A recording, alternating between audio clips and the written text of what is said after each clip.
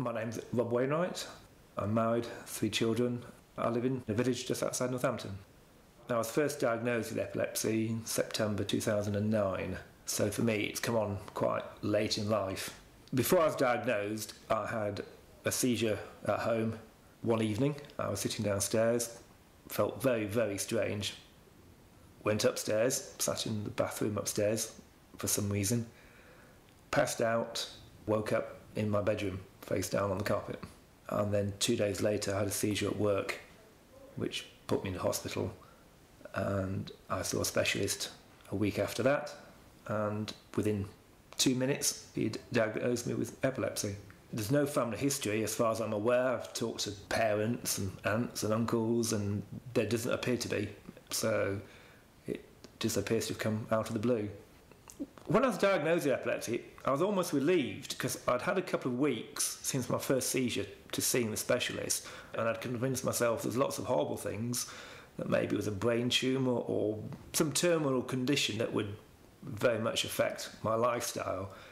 And when they said it was epilepsy, I thought, well, okay, we can deal with that, we can live with it. I find it much easier nowadays to say that I have epilepsy and explain it and be confident talking about it, now that I've come to terms with it, and for me, thankfully, it's controlled. So it's not controlling my life anymore. At first, it was very difficult because I didn't really understand it myself, so I couldn't really talk about it. My early days epilepsy, it was very hard. I was having seizures most days.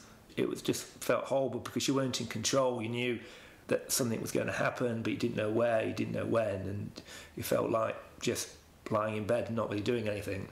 Everyone around me has been fantastically supportive from the first day. Nobody's made an issue of it. Nobody's treated me as a special case.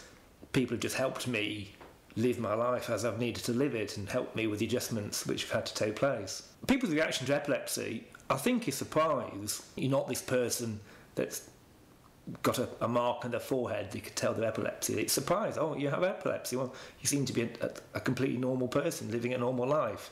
Most people know very little about epilepsy. I wouldn't judge them on that because I was exactly the same.